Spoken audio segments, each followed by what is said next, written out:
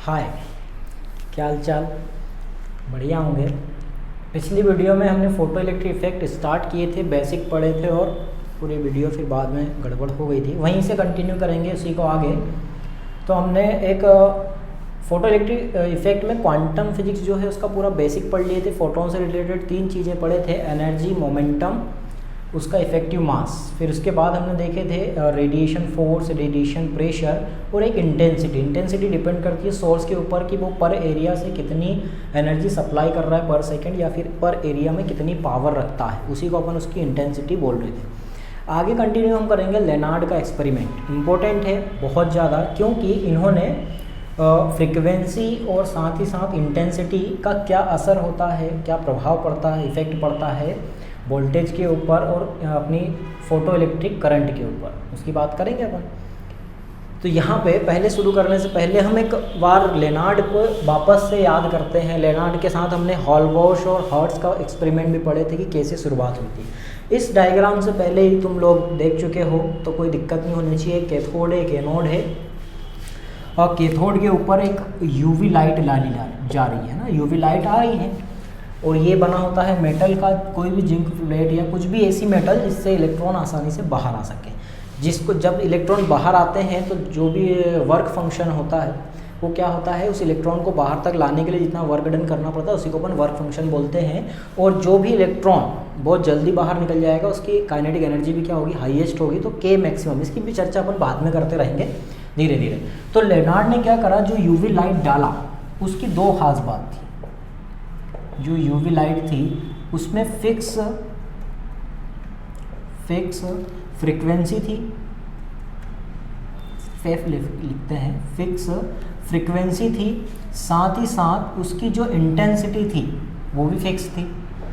Constant बोल दो या फिक्स बोल दो, इंटेंसिटी और फ्रीक्वेंसी क्या रखी इन्होंने सेम रखी। फ्रीक्वेंसी और इंटेंसिटी, इसी के ऊपर पूरा इनका एक्सपेरिमेंट डिपेंडेबल है। तो अब क्या होगा, यूवी लाइट डाली गई, तो जब इस प्लेट पे डायरेक्ट डाली, ये फिक्स हो चुकी है ना, इसमें अब अपने को कोई चेंज नहीं करना है ना। याद रखना ये एक्सपेरिमेंट बहुत बहुत बहुत इंपॉर्टेंट है। किसके रिलेशन में, यहाँ पे इंटेंसिटी का और वोल्टेज का, इन सब का क्या रिलेशन बनता है अपन ग्राफ भी पढ़ेंगे। तो जब इन्होंने यूवी लाइट डाली, अब ये यूवी लाइट क्या हो चुकी फिक्स, इसको अपने को चेंज नहीं करना। अब क्या करेंगे, तो फिर अपन इसका वोल्टेज बढ़ाएंगे।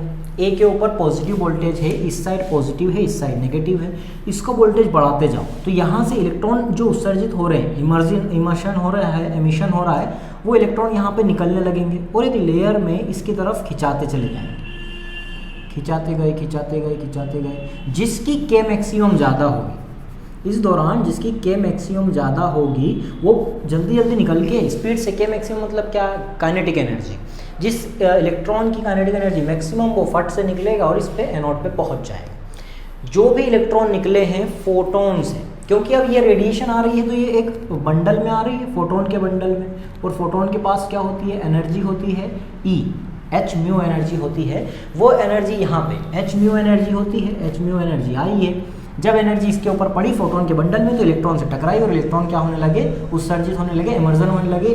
तो इमर्जन तो हो गए, लेकिन वो यहाँ तक नहीं जा रहे थे, सर्किट कंप्लीट नहीं हो रहा था। तो अपन ने क्या करे, एनोड का वोल्टेज धीरे धीरे इंक्रीज करते गए। तो यहाँ पे ये क्या हो गया, एक सर्किट कंप्लीट हो गया, फिर भी वोल्टेज अपन क्या करते गए, इंक्रीज करते गए। ये एक प्लेट किसकी तरह काम करेगी, इलेक्ट्रॉन को खींचने के लिए, क्योंकि इसके पास क्या है, पॉजिटिव है। जो भी इलेक्ट्रॉन निकले हैं उसको अपन बोल रहे हैं क्या, फोटो इलेक्ट्रॉन। और ये कोई अलग इलेक्ट्रॉन नहीं है, ये उसी मेटल से निकले हैं। इनसे जो भी धारा, अब सर्किट क्या हो चुका है, कंप्लीट, तो इससे क्या बहने लगेगी, धारा बहने लगेगी। और वो जो धारा बहेगी उसको अपन बोलेंगे क्या, photo electric current. Photo electric current, इसमें कंफ्यूजन नहीं होना है, फोटो इलेक्ट्रिक करंट। यहाँ से जो भी इलेक्ट्रॉन निकलेंगे उसको अपन बोलेंगे एन ई। ये कितने भी निकलेंगे, एन मतलब नंबर ऑफ इलेक्ट्रॉन और ई मतलब क्या, एक इलेक्ट्रॉन के ऊपर चार्ज, इतने निकलेंगे। उनसे जो धारा बहेगी फोटो इलेक्ट्रिक करंट, उसको अपन आई पी बोल रहे हैं, फोटो इलेक्ट्रिक करंट। बढ़ाते जाओ, इसका वोल्टेज हाई वोल्टेज कर दो, बढ़ते जाएगा बढ़ते जाएगा बढ़ते जाएगा। लेकिन एक टाइम बाद अब इसका वोल्टेज इतना हो जाएगा, क्योंकि अब ये प्लेट क्या है, फिक्स है, तो इसके सारे एरिया के इलेक्ट्रॉन, इसके सारे की, मान लो इतनी बड़ी ये प्लेट है तो हर जगह electron electron electron electron electron, जितने निकलने थे उतने निकल गए। अब उससे ज़्यादा इलेक्ट्रॉन तो वो खींच नहीं सकता उससे, तो जितने इलेक्ट्रॉन निकलने थे वो क्या हो गए, फिक्स। तो उस दौरान अब ये जो करंट है इसकी वैल्यू नहीं बढ़ती है, तो उसको अपन क्या बोलते हैं, saturation current, saturation photo electric current, उसको अपन IS से दर्शाते हैं। तो IS यहाँ पे हो जाएगा क्या, सेचुरेशन करंट। ये कब होगा, जब तुम A के वोल्टेज को क्या करते जाओ, बढ़ाते जाओ, पॉजिटिव में इंक्रीज करते जाओ, तो एक टाइम बाद इससे ज़्यादा करंट बढ़ेगा। इसको क्या बोलेंगे अपन, फोटो इलेक्ट्रिक सेचुरेशन करंट। अब अपने को इस करंट को रोकना है, तो अब इस वोल्टेज को अपन अगर 0 पे भी कर देंगे तो ये करंट रुकेगा नहीं। क्यों नहीं रुकेगा, क्योंकि कोई ऐसे इलेक्ट्रॉन भी हैं वहाँ पे जिनकी काइनेटिक एनर्जी बहुत ज़्यादा है और वो जल्दी से अट्रैक्ट हो जाएंगे एनोड से जाके। तो अपने को यहाँ पे लगाना पड़ता है क्या, नेगेटिव। मतलब अब ये जो एनोड के ऊपर हम पॉजिटिव बढ़ा रहे थे एनोड का पोटेंशियल, तो हम पहले क्या करेंगे, एनोड के पोटेंशियल को पॉजिटिव से 0 करेंगे, 0 से फिर नेगेटिव करेंगे। तो जितने भी नेगेटिव वोल्टेज पर, अब हम इसका नेगेटिव वोल्टेज कर रहे हैं, अब ये नेगेटिव और ये नेगेटिव, तो ये जो आने वाला इलेक्ट्रॉन है उसको रोक देगा ना, बिल्कुल आ ही रहा है और रिपल करके उसको वहीं रोक देगा। तो इतना नेगेटिव करना है कि ये के मैक्सिमम के इलेक्ट्रॉन को भी रोक दे, मतलब इतना नेगेटिव कि ये क्या करे, के मैक्सिमम के इलेक्ट्रॉन को भी क्या कर दे, रोक दे, इसको भी रोक दे।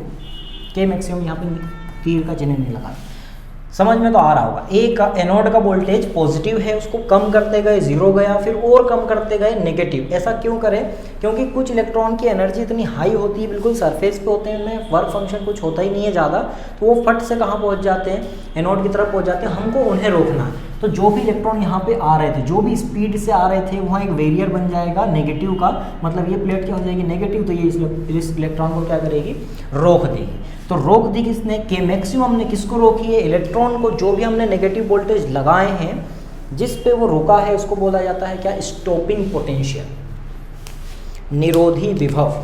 तो पहला हमारे पास आया क्या, सेचुरेशन करंट, जो कि फोटो इलेक्ट्रॉन कंप्लीट अट्रैक्ट होने के बाद कुछ हद तक जाते हैं, फिर उसके बाद जाना बंद हो जाता है। फोटो इलेक्ट्रिक करंट ही क्या बन जाता है उस टाइम पे, सेचुरेशन करंट। सेकेंड हम पढ़ रहे हैं क्या, स्टॉपिंग पोटेंशियल, इंपॉर्टेंट है।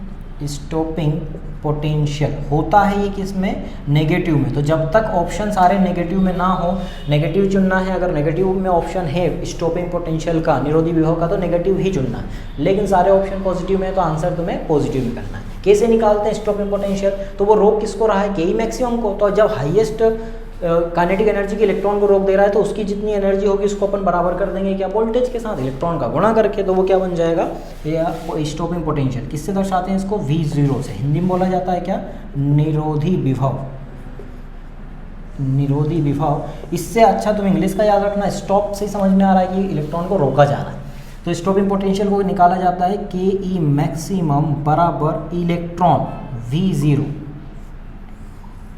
इलेक्ट्रॉन का जो भी चार्ज है उतना, और V0 क्या हो जाएगा, उसका स्टॉपिंग पोटेंशियल। इसकी वैल्यू हमेशा नेगेटिव में ही निकलती है, लेकिन ऑप्शन में पॉजिटिव दिया है तो पॉजिटिव करना। ठीक है, यहाँ तक तो क्लियर हो रहा होगा कि लेनार्ड ने क्या क्या बताया था। लेनार्ड ने ये पूरा एक्सपेरिमेंट करा, जिससे एक सेचुरेशन करंट पता चला और एक स्टॉपिंग पोटेंशियल पता चला। जो भी हम अप्लाई कर रहे हैं वोल्टेज, वो हमेशा एनोड पे ही अप्लाई कर रहे हैं। यहाँ पे हमने फिक्स कर दी है क्या, एक फिक्स फ्रीक्वेंसी और फिक्स इंटेंसिटी का एक लाइट अप्लाई कर रहे हैं, पर कैथोड के ऊपर उसको चेंज नहीं कर रहे हैं। हम चेंज कर रहे हैं सिर्फ एनोड को।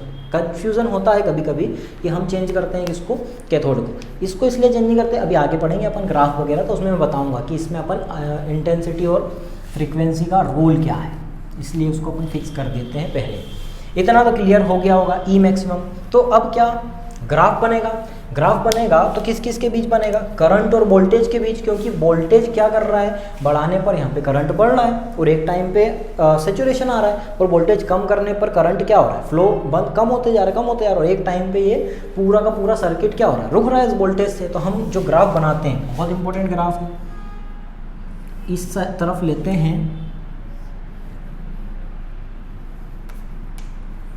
थोड़ा इधर कर लेते हैं। यहाँ पे हम ले रहे हैं IP फोटो इलेक्ट्रिक करंट, यहाँ पे हम ले रहे हैं वोल्टेज, जो भी तुम अप्लाई करेंगे। अब ये यहाँ से स्टार्ट होगा, तो जैसे ही अपन ने करंट अप्लाई करे, ऐसा तो होगा कि नहीं धारा 0 से जाएगी, है ना। क्योंकि उस टाइम पे अगर वोल्टेज ये बराबर भी रखोगे तुम 0 0, तो कुछ काइनेटिक एनर्जी वाले इलेक्ट्रॉन तो जा ही रहे ना। तो उस टाइम पे अगर तुम 0 वोल्टेज भी रखोगे, तो धारा कुछ ना कुछ तो होगी।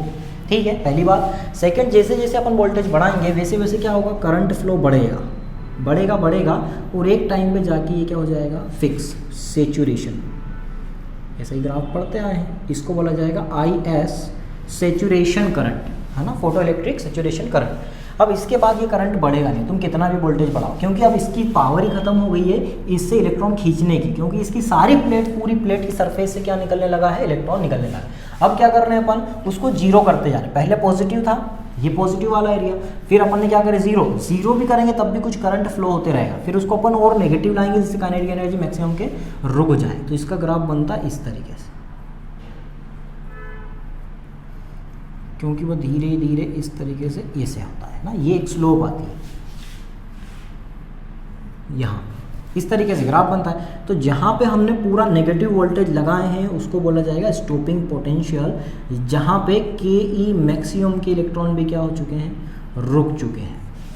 ठीक है, इस पे के मैक्सिमम के इलेक्ट्रॉन भी क्या हो गए, स्टॉप हो गए। अब कोई भी इलेक्ट्रॉन फ्लो नहीं हो रहा है, करंट फ्लो नहीं हो रहा है, तो सारी चीज़ें रोक दिया है किसने, स्टॉपिंग पोटेंशियल ने।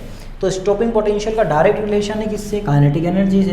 अब काइनेटिक एनर्जी की एक एनर्जी का फॉर्म है, और जो भी दुनिया में हम पढ़ते हैं वो हमेशा कंजर्वेशन ऑफ एनर्जी के लॉ पे ही एप्लीकेबल होता है। जितने भी साइंटिस्ट हैं उन्होंने हमेशा कंजर्वेशन ऑफ एनर्जी का ही लॉ लगाया, क्योंकि ये होता ही वास्तव में। तो यहाँ पे काइनेटिक एनर्जी कहाँ से आ रही है उसके पास, उस फोटोन की एनर्जी से आ रही है। ठीक है, उस फोटोन की एनर्जी किस पे डिपेंड करती है, फ्रीक्वेंसी पे डिपेंड करती है।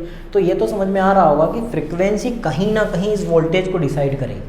फ्रीक्वेंसी ज़्यादा तो यहाँ पे काइनेटिक एनर्जी, उस फोटोन की एनर्जी ज़्यादा, फोटोन की एनर्जी ज़्यादा तो काइनेटिक एनर्जी ज़्यादा, काइनेटिक एनर्जी ज़्यादा मतलब स्टॉपिंग पोटेंशियल ज़्यादा लगेगा। नेगेटिव में लगेगा, बात सही है, लेकिन ज़्यादा लगेगा, पहली बात। सेकेंड, हमने इंटेंसिटी की अभी कोई बात नहीं की है, उसकी बात अभी अपन करेंगे। तो ये लेनार्ड का पूरा एक्सपेरिमेंट था। अब इन्होंने यहाँ पे दो चीज़ें देखी, कौन कौन सी दो चीज़ें थी, तो पहली थी फ्रीक्वेंसी का इफेक्ट इस पूरे एक्सपेरिमेंट पे। सेकेंड है इंटेंसिटी का इफेक्ट।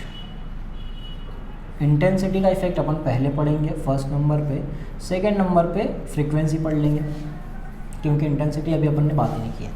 इंटेंसिटी को भी अलग अगर तुम चेंज करोगे तो उसका करंट फ्लो चेंज हो जाएगा। अब वो कैसे चेंज होगा ये मैं पूरा बताता हूँ, इतना तो क्लियर हो गया होगा। है बहुत बेसिक सा पढ़ रहे हैं अपन, धीरे पढ़ा रहा हूँ, बड़ा वीडियो बनेगा तो कोई दिक्कत नहीं है, क्योंकि इंपॉर्टेंट बहुत है यार, थोड़ा ज़्यादा देख लो। या ऑफलाइन पढ़ते तो अपन 4-5 क्लास में ख़त्म करते, 4 क्लास लगती, लेकिन वीडियो में यहाँ पे 2 में ही ख़त्म हो जाएगी। आज पूरा ख़त्म करेंगे।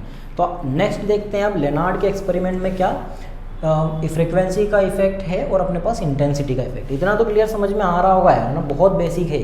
ठीक, आगे तो इंटेंसिटी का अपन इफेक्ट देखते हैं। इंटेंसिटी के इफेक्ट में क्या होगा, इंटेंसिटी का इफेक्ट हमने इंटेंसिटी के बारे में पहले अच्छे से डिटेल में पढ़े हैं। इंटेंसिटी बराबर क्या होता है, उस सोर्स की पावर पर एरिया पर डिपेंड करती है। पर एरिया में कितनी पावर है उसी से डिसाइड होता है क्या, इंटेंसिटी। मान लो कोई सोर्स है, ये हमारे पास कैथोड है, कैथोड एक रॉड है, इसके ऊपर अपन यूवी लाइट डाल रहे हैं। सोर्स में तो क्या होगा, फिक्स आती है ना, चेंज होती नहीं है, ये डेली फिक्स आती रहती है। यहाँ पे सी इसके ऊपर कैथोड हो गया, यूवी लाइट आ रही है, सनलाइट, ये फिक्स हो गया है। तो अब क्या होगा, इसका अपन क्या निकालते हैं, पर एरिया पे क्या इंटेंसिटी देखते हैं, I बराबर P/A। हम पहले ही बात कर चुके हैं, अगर इंटेंसिटी इंक्रीज होती है तो नंबर ऑफ फोटोन इंक्रीज होंगे, क्योंकि डायरेक्ट रिलेशन था इंटेंसिटी का किससे, नंबर ऑफ फोटोन से। हमने फॉर्मूला बनाए थे N बराबर P लैम्डा बटे में HC, ये एक फॉर्मूला बनाया था, डायरेक्ट इंटेंसिटी से ही बना था ये नंबर ऑफ फोटोन। मतलब अगर मैं इंटेंसिटी की बात करूँ तो इंटेंसिटी डायरेक्टली प्रोपोर्शनल होती है नंबर ऑफ फोटोन पर सेकेंड, नंबर ऑफ फोटोन पर सेकेंड। ठीक है, पहली बात तो क्लियर हो गई। अगर यहाँ पे अब ये फोटोन ही आ रहा है ना, तो ये चीज़ उस टाइम पे लेनार्ड को पता नहीं थी कि ऐसा क्यों होता है, पर इन्होंने यही बोली थी कि फोटोन अगर बढ़ते हैं तो इलेक्ट्रॉन भी बढ़ते हैं। बाद में आइंस्टीन ने उसको क्लियर किया था, क्वांटम थ्योरी में आइंस्टीन ने बाद में बोला था कि एक फोटोन एक ही इलेक्ट्रॉन से कोलिजन करता है, टक्कर करता है। ऐसा नहीं होता है कि एक फोटोन 2 या 3 इलेक्ट्रॉन से टकराता है, एक से टकराएगा और अपनी एनर्जी कंप्लीटली उसको ट्रांसफर कर देगा। ये लेनार्ड को पता नहीं था, बस इतना पता था कि अगर फोटोन, नंबर ऑफ फोटोन अगर अपन इंक्रीज करते हैं, यहाँ पे इंटेंसिटी इंक्रीज करेंगे तो नंबर ऑफ फोटोन इंक्रीज होंगे, और उसी से यहाँ पे नंबर ऑफ इलेक्ट्रॉन भी इंक्रीज होंगे। तो जितने ज़्यादा फोटोन उतने ज़्यादा क्या होंगे, इंक्रीज इलेक्ट्रॉन। तो हम बोल सकते हैं कि नंबर ऑफ फोटोन पर सेकेंड डायरेक्टली प्रोपोर्शनल है नंबर ऑफ इलेक्ट्रॉन पर सेकेंड। ठीक है, ये डायरेक्टली रिलेशन था। इसमें बाद में आइंस्टीन ने करेक्शन किया था, वो भी पढ़ेंगे अपन। नंबर ऑफ इलेक्ट्रॉन अगर पर सेकेंड इंक्रीज हो गए तो जितने ज़्यादा इलेक्ट्रॉन इंक्रीज होंगे पर सेकेंड, वो क्या करेंगे, उस करंट फ्लो को क्या करेंगे, इंक्रीज करेंगे। तो यहाँ पे सेचुरेशन करंट क्या हो जाएगा, इंक्रीज हो जाएगा। किसके साथ होगा, नंबर ऑफ इलेक्ट्रॉन पर सेकेंड। तो डायरेक्टली प्रोपोर्शनल बात हो जाएगी फिर IS saturation current. Saturation current क्या हो जाएगा, फिर इंक्रीज हो जाएगा, क्योंकि नंबर ऑफ इलेक्ट्रॉन बढ़ गया ना। एनोड अब क्या करेगा, कैथोड से और ज़्यादा इलेक्ट्रॉन रिसीव करेगा, क्योंकि पर सेकेंड इलेक्ट्रॉन एमर्जन उत्सर्जन क्या हो गया है, बढ़ गया है। तो यहाँ पे हमें IS क्या हो जाएगा, बढ़ा हुआ दिखेगा। सेकेंड, अब ये जो IS है ये डायरेक्ट, ये पूरा का पूरा बहुत इंपॉर्टेंट है यार, तो ये तो अच्छे से बना के लिख ही लेना। सेकेंड, जो IS है, IP की बात करें, IP डायरेक्ट प्रोपोर्शनल होता है, इन्वर्सली प्रोपोर्शनल होता है D स्क्वायर। अब यहाँ पे D क्या होता है, तो D होता है सोर्स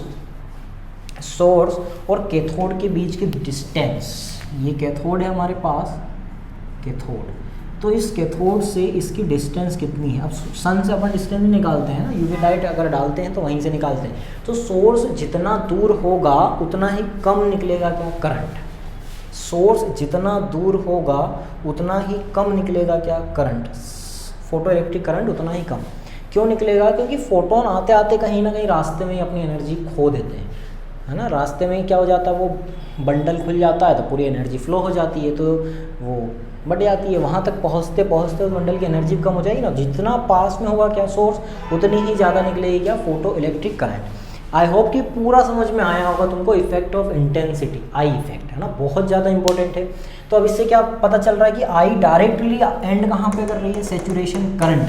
तो अगर हम एक ग्राफ बनाएं इंटेंसिटी और सेचुरेशन करंट पे, इधर अगर मैं आई की बात करूं, इधर मैं इंटेंसिटी आई की बात करूं, इधर भी आई है तो ये IP है। तो ये क्या होगा, अगर इंटेंसिटी 0 है तो धारा 0 है। अगर मैं आई बढ़ाऊंगा तो 1 इलेक्ट्रॉन 2 इलेक्ट्रॉन ऐसे बढ़ते जाएंगे और जितनी ज़्यादा बढ़ाऊंगा उतनी ज़्यादा इंटेंसिटी के साथ साथ क्या हो जाएगी, करंट फ्लो बढ़ेगा। इधर क्या है अपने पास, इंटेंसिटी, इधर है हमारे पास क्या, करंट। ठीक है, क्लियर है, समझ में तो आ ही रहा होगा। अब क्या हो जाएगा, अगर मैं इंटेंसिटी बढ़ाता हूँ तो वहाँ तो करंट बढ़ रहा है, फोटो इलेक्ट्रिक करंट बढ़ रहा है, 0 से बढ़ रहा है। लेकिन यहाँ पे सेचुरेशन करंट भी क्या होगा, इंक्रीज होगा, क्योंकि नंबर ऑफ इलेक्ट्रॉन इंक्रीज हो गए। तो अब स्टॉपिंग पोटेंशियल वाला अगर अपन ग्राफ देखें तो वो भी क्या होगा, उसमें भी सेचुरेशन करंट बढ़ेगा।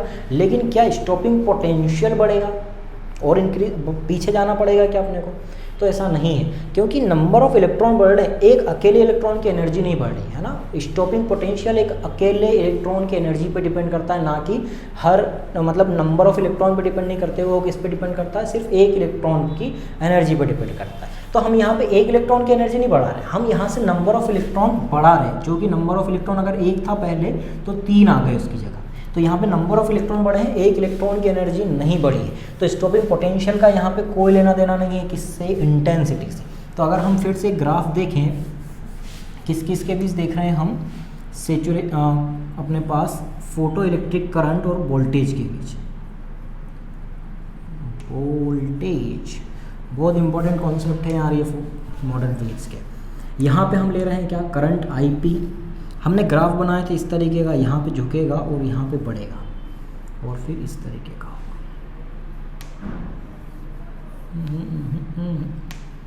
ऐसा। ये हो गई हमारे पास क्या, सेचुरेशन IS। अब तुम ही देख के बता देना कि यहाँ पे कौन सी सेचुरेशन करंट की इंटेंसिटी ज़्यादा है। यहाँ पे V0 और ज़्यादा नहीं बढ़ाना है, ये बात क्लियर है। क्यों नहीं बढ़ाना है, क्योंकि V0 वापस से बोल रहा हूँ एनर्जी से रिलेटेड है। V0 किसको रोकता है, के मैक्सिमम को रोकता है। यहाँ पे हम के मैक्सिमम की बात ही नहीं कर रहे, एनर्जी की बात ही नहीं कर रहे, हम यहाँ पे इंटेंसिटी और नंबर ऑफ इलेक्ट्रॉन की बात कर रहे हैं। तो इंटेंसिटी नंबर ऑफ इलेक्ट्रॉन को बढ़ाता है, तो यहाँ पे IS भी बढ़ेगा। अब मैं 3 ग्राफ बना रहा हूँ, तो देख के बता देना कि कौन सी इंटेंसिटी ज़्यादा है, कौन सी कम है। सेकेंड, थर्ड, अच्छे से बना लेना इसको, झुका हुआ है ना, इस तरीके से स्लोप रहती है। तो यहाँ पे हमारे पास 3 ग्राफ आ गए हैं। इसकी इंटेंसिटी मान लो I1 है, इसकी I2 है और सबसे ऊपर वाले की I3 है। यहाँ पे अपन IP मतलब फोटो इलेक्ट्रिक करंट है, I ज़्यादा हो रहा है इसलिए कंफ्यूज मत होना। एक है हमारे पास IS ये वाला, ये है IS दूसरा वाला, ये IS पहला वाला, पहला दूसरा तीसरा। तो तुम्हें दिख रहा होगा कि जैसे ही हमने इसकी इंटेंसिटी बढ़ाए, सैचुरेशन करंट क्या हो गया, इंक्रीज हो गया है। तो अब यहाँ पे दिख रहा होगा कि कौन सी इंटेंसिटी ज़्यादा, तो थर्ड वाली इंटेंसिटी ज़्यादा है, क्योंकि उसका करंट क्या है, सैचुरेशन करंट ज़्यादा है। बहुत इजी कॉन्सेप्ट है यार, बहुत इजी। आता किससे, ये पूरा कंप्लीट रिलेशन है और ये डिपेंड करता है सोर्स से दूरी के ऊपर। ठीक है, पहला क्लियर हो गया होगा। ये और ये दो ग्राफ है हमारे पास। इस ग्राफ से तुम्हें, ये ग्राफ जब भी आए ध्यान में, कभी भी इस तरीके का झुकाव वाला अगर इंक्रीज हो रहा है, इसका मतलब इंटेंसिटी इंक्रीज हो रही, बस दैट्स ऑल, खत्म। V0 क्या है, कांस्टेंट है। नेक्स्ट पढ़ते हैं सेकंड पॉइंट हम, फ्रीक्वेंसी का इफेक्ट। सेकंड इफेक्ट फ्रीक्वेंसी का है, ये भी बहुत इंपॉर्टेंट है। फिर से एक डायग्राम से समझेंगे, इमेजिनेशन से समझोगे फिजिक्स बहुत आसान लगेगी, कोई टफ सब्जेक्ट नहीं है यार। कोशिश करो ना कि मॉडर्न फिजिक्स अच्छे से करो, बहुत बहुत इंपॉर्टेंट है। तो हम यहाँ पे फ्रीक्वेंसी का इफेक्ट देख रहे हैं। फ्रीक्वेंसी मतलब क्या, वो डायरेक्ट रिलेशन किसके साथ आता है, उसका एनर्जी से, है ना। यहाँ से मान लो म्यू आवृत्ति का कोई फोटोन निकल रहा है, एक फोटोन को उठाए हमने, जो फिक्स आवृत्ति म्यू पे आया है, ये एक फोटोन है कोई। अब इस फोटोन का म्यू का डायरेक्ट रिलेशन होता है E बराबर H म्यू से, होता है। मतलब डायरेक्ट रिलेशन है फ्रीक्वेंसी का किससे, एनर्जी से। और यहाँ पे अपन फ्रीक्वेंसी का ही पढ़ रहे हैं, तो फ्रीक्वेंसी अगर इंक्रीज करूँगा तो एक फोटोन की एनर्जी क्या हो जाएगी, इंक्रीज हो जाएगी। अब उस टाइम तक नहीं भी पता था, लेकिन अब तो हमको पता है ना कि आइंस्टीन ने बोल दिया कि एक फोटोन जाके एक इलेक्ट्रॉन से टकराएगा। तो सिंपल सी बात है कि अगर कोई फोटोन आया, अगर फ्रीक्वेंसी हाई है, एनर्जी हाई है, जितनी ज़्यादा फ्रीक्वेंसी हाई उतनी ज़्यादा उस इलेक्ट्रॉन मतलब फोटोन की एनर्जी क्या होगी, हाई। तो हाई एनर्जी का फोटोन अगर आके इलेक्ट्रॉन से टकराता है, तो किसी भी मेटल के अंदर पहले तो इलेक्ट्रॉन कहाँ होते हैं, धंसे रहते हैं। तो वो कहाँ आते हैं, पहले सरफेस पे आते हैं, जिसको हम वर्क फंक्शन बोलते हैं। इलेक्ट्रॉन उत्सर्जन के लिए मिनिमम एनर्जी, उसी को अपन क्या बोलते हैं, वर्क फंक्शन। तो कोई प्लेट है जिसके अंदर इलेक्ट्रॉन मान लो यहाँ पे धंसा हुआ है, ये हाई फ्रीक्वेंसी का फोटोन आया, इससे टकराया, इलेक्ट्रॉन कहाँ पे आ चुके हैं, अब सरफेस पे आ चुका है। अब सरफेस पे जितनी एनर्जी बची वो क्या हो जाएगी, कन्वर्ट हो जाएगी इसकी K maximum, kinetic energy maximum में। इसको अपन थ्योरी में पढ़ेंगे, आइंस्टाइन की थ्योरी में, आइंस्टाइन की। तो ये पहले इलेक्ट्रॉन यहाँ से यहाँ तक आएगा, इसी को अपन बोल रहे हैं क्या, वर्क फंक्शन। कंफ्यूज मत होना, वर्क फंक्शन हर मेटल का अलग अलग होता है। कितने अंदर इलेक्ट्रॉन है, उसके बैलेंस इलेक्ट्रॉन कहाँ पे होते हैं, वहीं से उसको निकाला जाता है, ये अपन पीरियोडिक टेबल में पढ़ते हैं। तो यहाँ पे इलेक्ट्रॉन पहले निकलेगा, वर्क फंक्शन लेगा, उसके बाद काइनेटिक एनर्जी मैक्सिमम चली जाएगी। मतलब यहाँ पे म्यू की एनर्जी जो कन्वर्ट हो गई, वो किस में एनर्जी कन्वर्ट हो गई है, K मैक्सिमम। फाइन नोट का भी अपन काम नहीं करते हैं। डायरेक्ट जो फोटोन की एनर्जी थी पूरी ट्रांसफ़र हो गई एक इलेक्ट्रॉन में। मतलब म्यू सिर्फ एनर्जी से रिलेटेड है, एनर्जी कन्वर्ट हो रही है काइनेटिक एनर्जी मैक्सिमम में। और काइनेटिक एनर्जी मैक्सिमम किसके ऊपर डिपेंड करती है, EV0, स्टॉपिंग पोटेंशियल की। पूरी कहानी समझ में आ जाएगी। हमने म्यू इंक्रीज करे, म्यू का डायरेक्ट रिलेशन है किससे, एनर्जी से, फोटोन की एनर्जी से। फोटोन की एनर्जी का डायरेक्ट रिलेशन है किससे, काइनेटिक एनर्जी मैक्सिमम से, क्योंकि वो जा रहा है इलेक्ट्रॉन। तो हम बोल सकते हैं energy of electron, energy electron की वो कौन सी एनर्जी होगी, वो होगी काइनेटिक एनर्जी मैक्सिमम। इसका डायरेक्ट रिलेशन है किससे, V0 से, स्टॉपिंग पोटेंशियल से। ठीक है, तो ये सेकंड सेंटेंस हमारे पास बहुत इंपॉर्टेंट है, बहुत ज़्यादा है, सोच भी नहीं सकते। तो यहाँ पे हम ऐसा बोल सकते हैं कि म्यू का डायरेक्ट रिलेशन किससे है, V0 से, V0 से है। अब हम धीरे धीरे क्या करें, इसकी फ्रीक्वेंसी को अगर इंक्रीज करें तो एक मिनिमम फ्रीक्वेंसी रिक्वायरमेंट होगी किसके लिए, इसके वर्क फंक्शन के लिए। तो उस मिनिमम फ्रीक्वेंसी जिससे हम वर्क फंक्शन या कार्य फलन कर सकें, इलेक्ट्रॉन को बाहर तक ला सकें, सरफेस तक ला सकें, उसको हम क्या बोलेंगे, थ्रेशोल्ड फ्रीक्वेंसी। ठीक है, जितनी मिनिमम फ्रीक्वेंसी हमको चाहिए वर्क फंक्शन के लिए, उसी को हम बोलेंगे थ्रेशोल्ड फ्रीक्वेंसी। तो यहाँ से यहाँ तक जो फ्रीक्वेंसी लगने वाली है, कहाँ से कहाँ तक, उसकी सरफेस से बाहर तक अंदर से बाहर तक लाने के लिए वो μ0 होगी। थोड़ा छोटा दिख रहा होगा, μ0 होगी।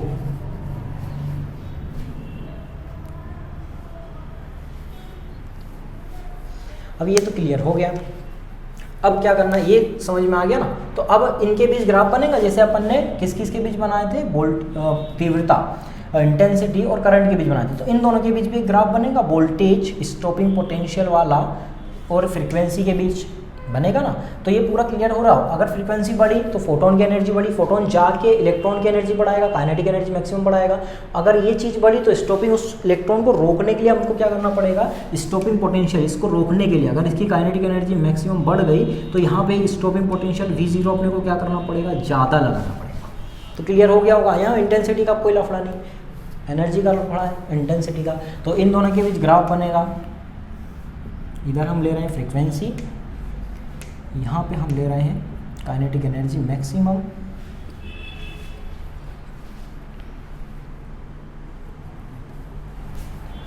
यहाँ पे काइनेटिक एनर्जी थोड़ी ना, वोल्टेज ले रहे हैं V0। इसको बोलेंगे हम क्या, स्टॉपिंग पोटेंशियल। इंग्लिश नाम याद रखना, हिंदी वाले भी, निरोधी विभव याद मत रखना। स्टॉपिंग पोटेंशियल, इधर अपन फ्रीक्वेंसी ले रहे हैं। तो मैं पहले ही बोल चुका हूँ, वो डायग्राम से देखो, उधर वाले से हमें उसके अंदर धंसा हुआ इलेक्ट्रॉन बाहर सरफेस तक लाने के लिए वर्क फंक्शन करना पड़ेगा। मान लो यहाँ पे अंदर की तरफ है इलेक्ट्रॉन, तो उसको हमने को कहाँ लाना पड़ेगा, सरफेस तक लाना पड़ेगा। तो इतनी फ्रीक्वेंसी मिनिमम रिक्वायरमेंट लगेगी, म्यू नॉट। इसको अपन क्या बोल रहे हैं, थ्रेशोल्ड, हिंदी में बोला जाता है दहली आवृत्ति, थ्रेशोल्ड फ्रीक्वेंसी, या हिंदी में बोलें तो दहली आवृत्ति।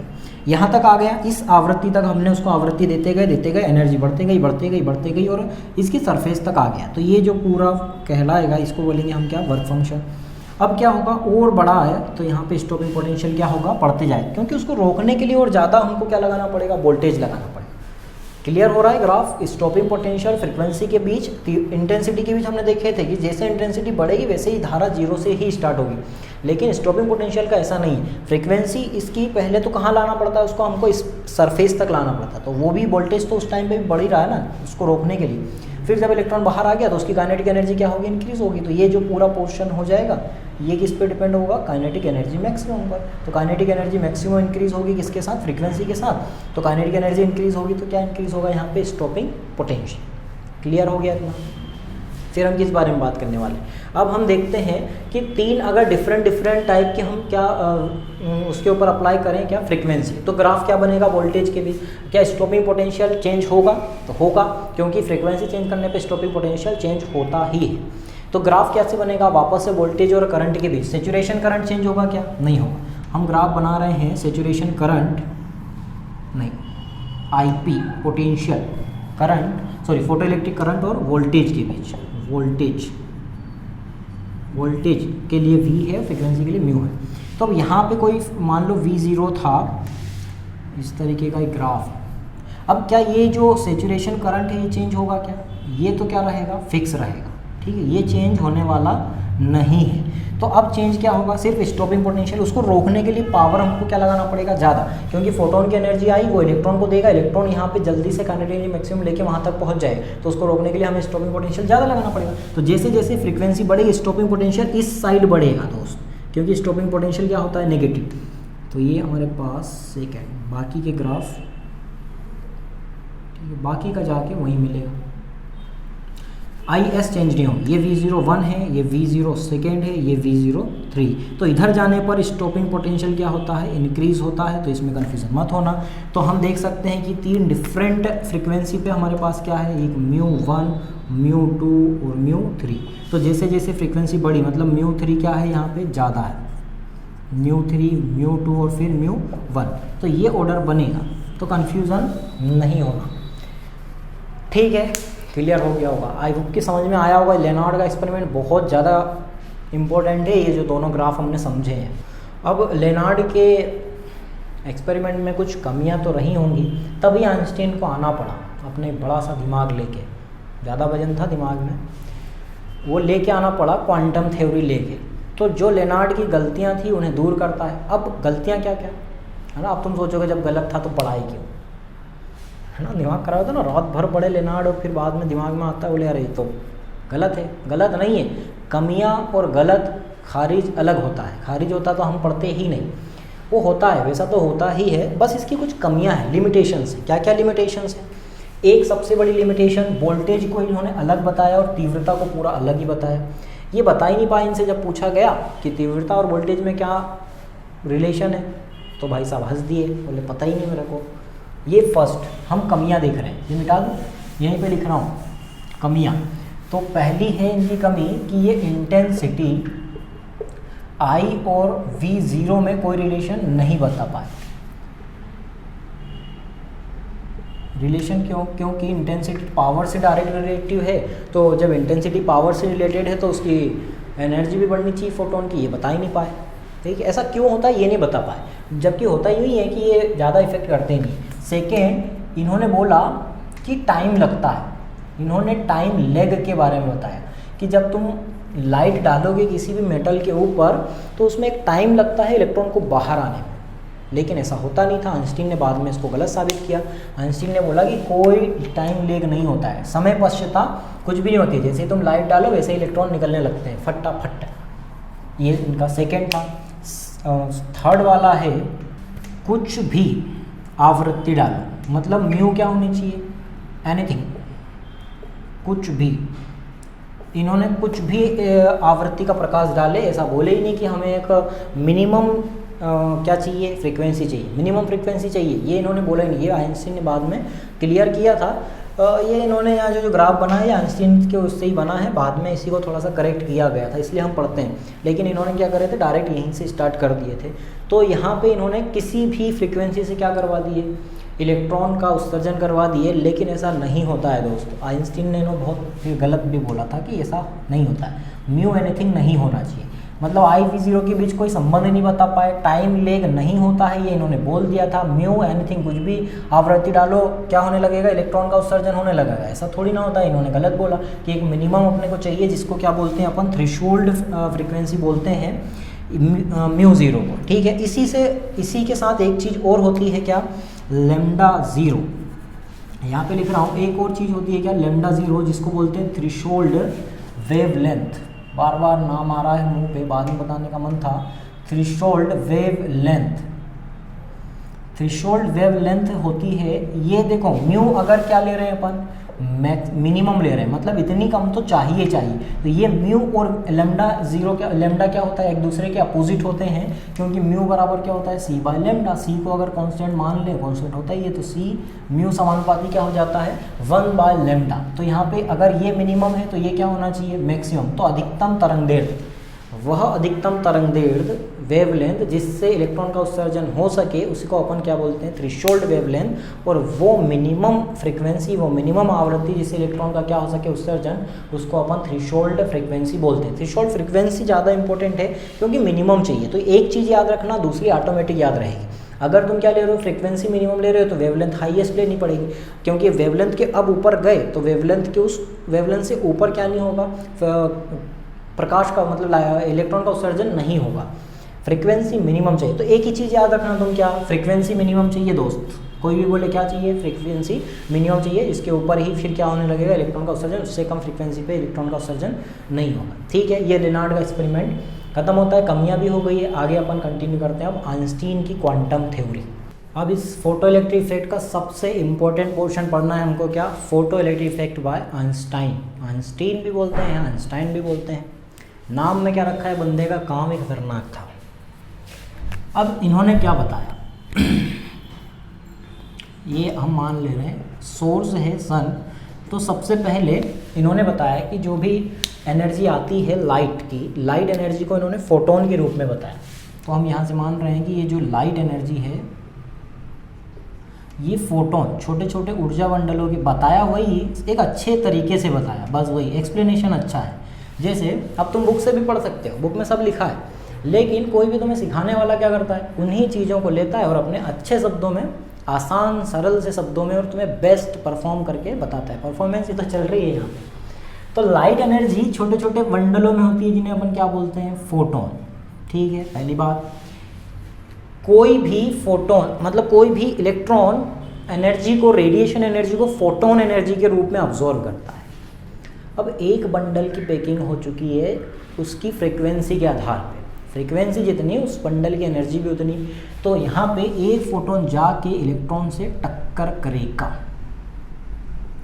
यहाँ जाके एक इलेक्ट्रॉन, कोई सा भी इलेक्ट्रॉन है, बहुत सारे इलेक्ट्रॉन क्या हो रहे हैं, फोटोन आ रहे हैं, ढल रहे हैं, आ रहे हैं, ढल रहे हैं। अब कितनी पॉइंट हो गए, सब में पॉइंट लिखते भी जा रहा हूँ शॉर्ट में। एक इन्होंने लाइट एनर्जी को किसके रूप में बताया, लाइट एनर्जी एक फोटोन एनर्जी है,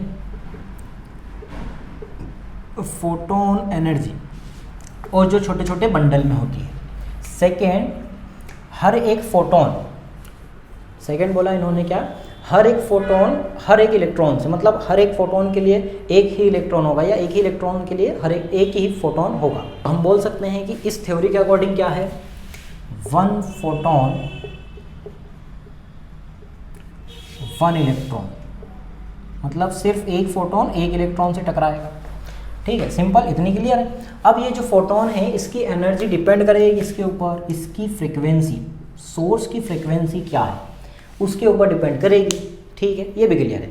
तो अब क्या होगा, जब एक फोटोन एक इलेक्ट्रॉन से जाके टकराएगा तो इस दौरान फोटो इलेक्ट्रिक इफेक्ट में जो इलेक्ट्रॉन उत्सर्जित होंगे उनके बीच कोई टाइम लेग नहीं होगा, वो तुरंत बाहर निकलना स्टार्ट, जैसे ही लाइट आई वैसे के वैसे ही।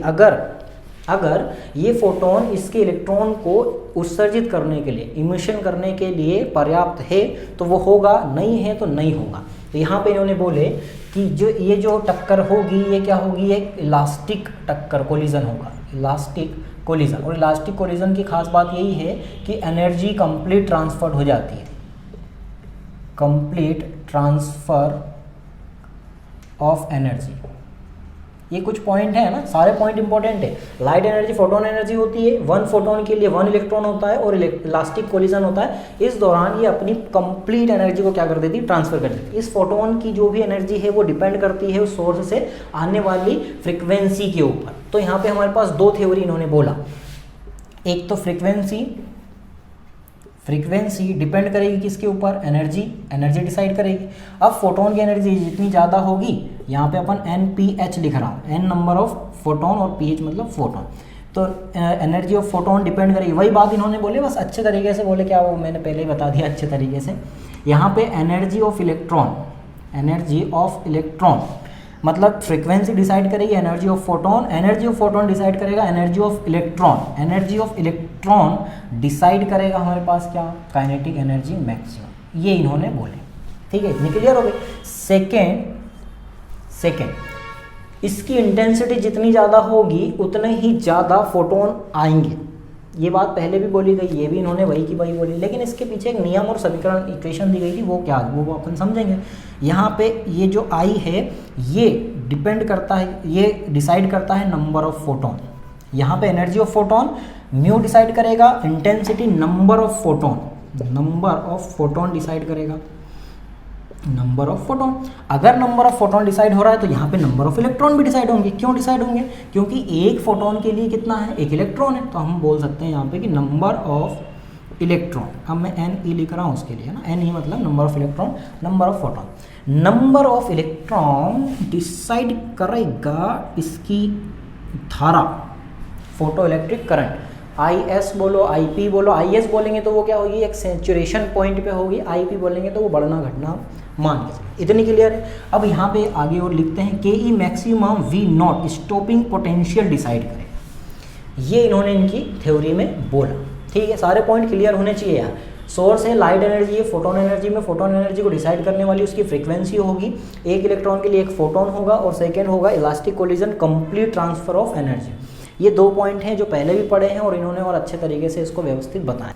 अब अगला क्या है हमारे पास, इनकी इक्वेशन बनानी, ये सारे पॉइंट को मिला के। तो इतना तो क्लियर हो रहा होगा कि यहाँ पे काइनेटिक एनर्जी, शॉर्ट में अगर अपन फंडा लिखें तो फंडा क्या होगा दोस्त अपने पास, फंडा ये है कि इसकी जो आवृत्ति है वो डिसाइड करेगी KE मैक्सिमम को और साथ ही साथ V0 स्टॉपिंग पोटेंशियल।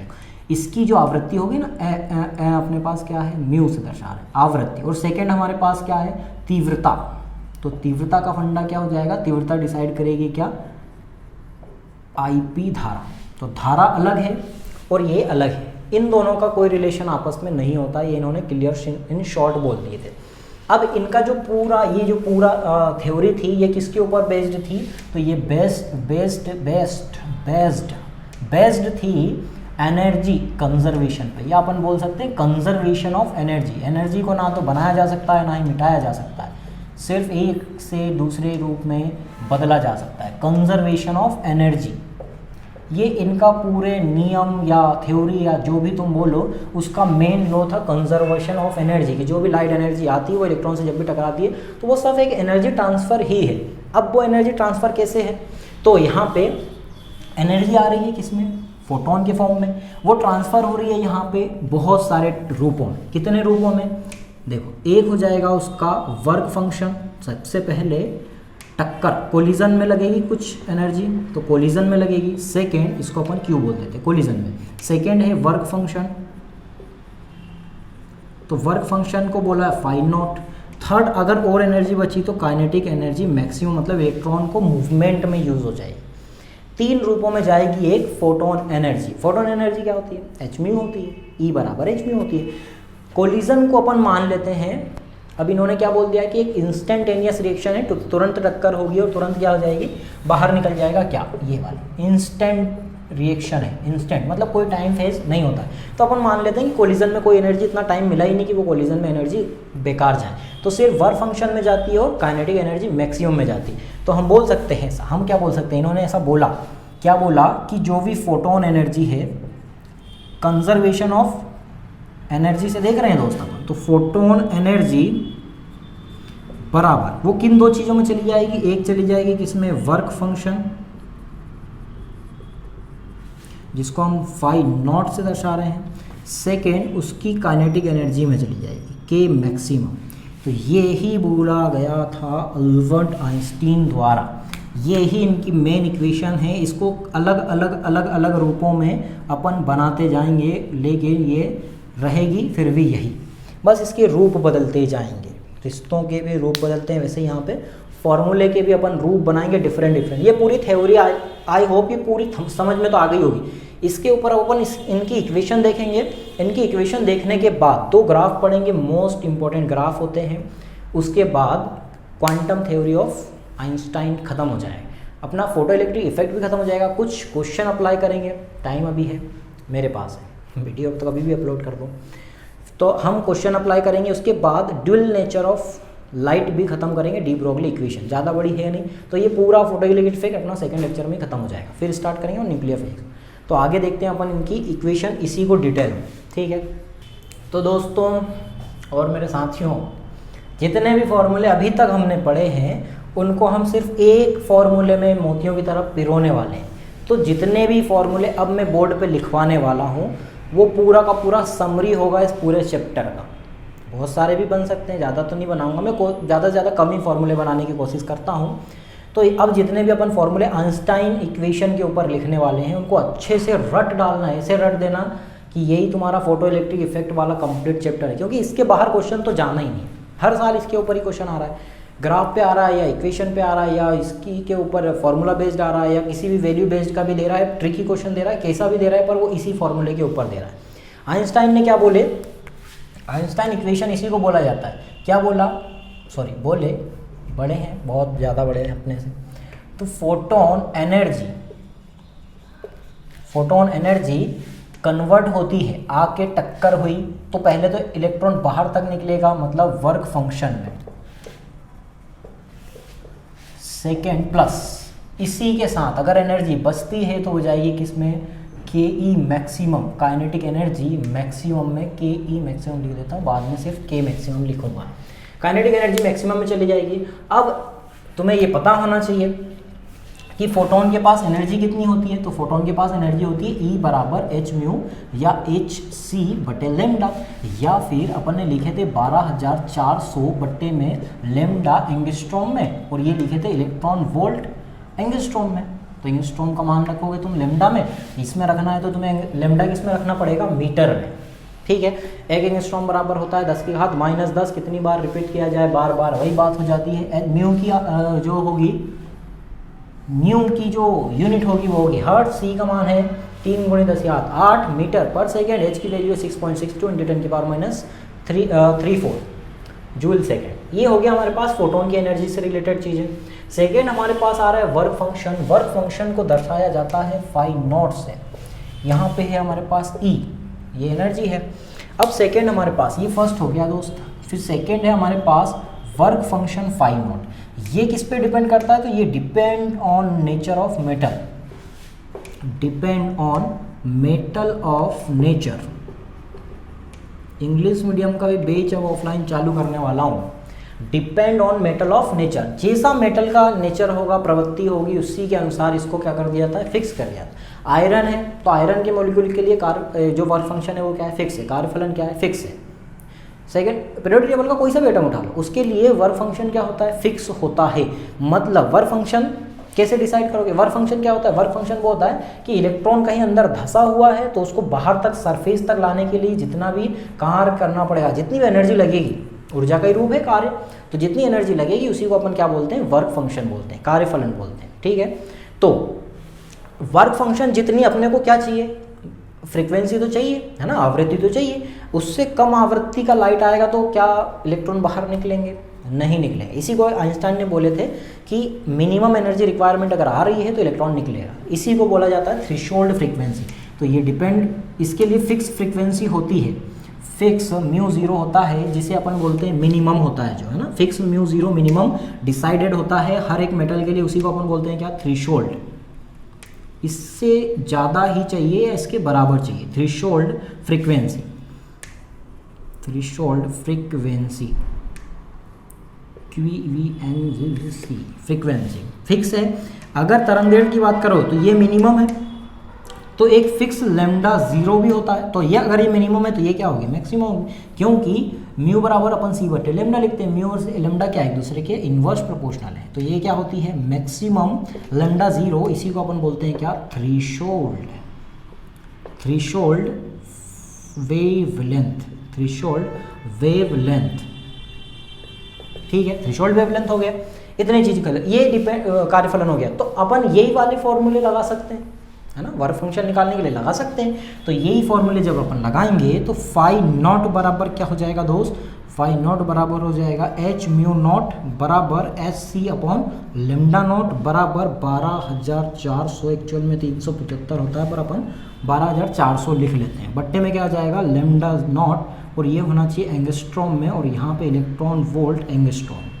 तो जब भी थ्रेशोल्ड एनर्जी क्वेश्चन में बोल दे कि इतनी थ्रेशोल्ड एनर्जी है, सॉरी थ्रेशोल्ड फ्रीक्वेंसी है या थ्रेशोल्ड वेवलेंथ है, बहुत सारी वो दे दे। जैसे मान लो तुम्हें बोल दिया गया है कि 6,800 एंगस्ट्रॉम की लाइट से इलेक्ट्रॉन एमिशन हो सकता है, इलेक्ट्रॉन उत्सर्जन हो सकता है, तो क्या 3,000 से होगा, होगा, क्योंकि उससे तो कम है ना। लैम्डा वेवलेंथ हमेशा ज़्यादा मैक्सिमम लिमिट की बताई जाती है और उससे कम चाहिए रहती है, और म्यू क्या चाहिए रहता है, म्यू हमेशा मिनिमम वैल्यू बताई जाता है और उससे हमेशा ज़्यादा चाहिए रहता है।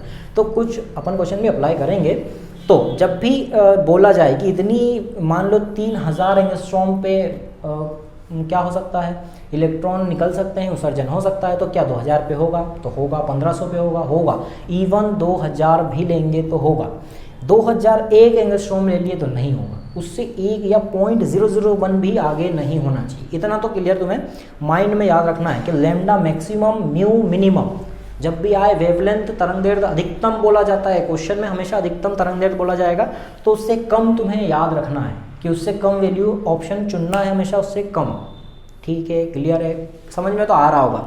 म्यू हमेशा बोला जाता है क्या, मैक्सिमम, तो मैक्सिमम से कम देखना ऑप्शन। जैसे 500 हर्ट्ज बोल दिया कि 500 हर्ट्ज पे क्या हो रहा है, इलेक्ट्रॉन एमिशन हो रहा है, तो क्या 600 पे होगा, तो होगा, उससे तो ज़्यादा ही आ रही है ना अपने पास। तो क्या 400 पे होगा, तो नहीं होगा, 300 पे होगा, नहीं होगा, 499 पे भी नहीं होगा, 500 पे होगा, मतलब 500 पे होगा, 500 के ऊपर होगा।